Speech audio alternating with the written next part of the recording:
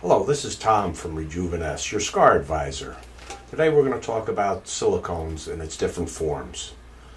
There's three types of forms that silicone can be broken up to in used in scar management.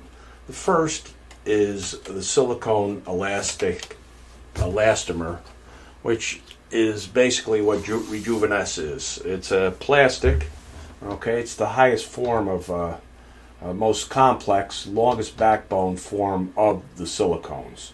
It's almost a rubber. You can't really break it apart. That's why our silicones last throughout, one sheet lasts throughout the entire scar management period, which is usually 6 weeks to 3 months. The seconds are gel sheetings, it's elastic gel sheetings. This is most of the products out there on the market. They are a soft gel, kind of halfway between the elastomer sheeting and the oil, which is the last form.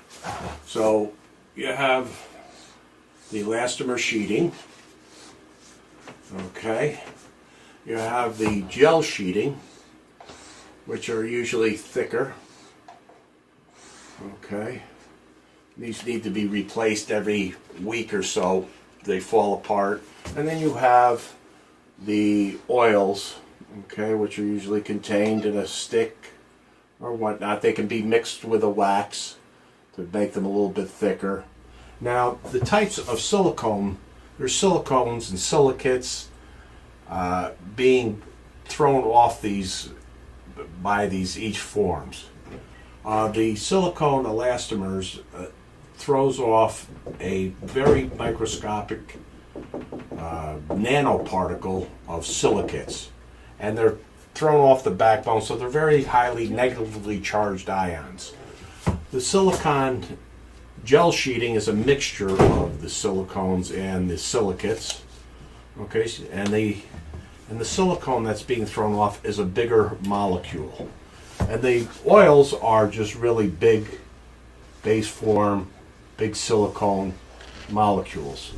Now, the scars that these get put on are usually, the top layer is usually compromised. It's an open layer. So they've done studies, and these silicates and silicone are getting into the skin. And we've done our own studies here at Rejuvenes, which shows the actual amounts. So with this, so you have these silicates coming through. Okay, so basically what you're going to get then is a different biological reaction between the threes. These are going to, when they get into, and we'll just draw a big piece of skin here. When these get in, they're going to get in, and they're able to penetrate into the skin, and cells called macrophages come, and they cannot break them apart, so vacuoles are formed around these. These vacuoles can stay a lifetime, and we don't know what happens, but they're there to contain the toxin, a toxin that's too big, the molecule's too big. The silicone gel sheeting, also these silicone particles are thrown in there, and the mechanism of action again is these macrophages go crazy. They spit off, when they're active, CO2, which then gets a lot of other cells going to do the wound healing. The Rejuvenes, the tiny particles, the silicates, are reactive with the macrophages, the fibroblasts, and everything else. And that is the mechanism of action here. These are eventually carried out by the blood and eliminated from the body. So in the end, what you have with the Rejuvenes silicone elastomer sheeting is a more hygienic, cleaner treatment than the other gel sheeting and the gels themselves.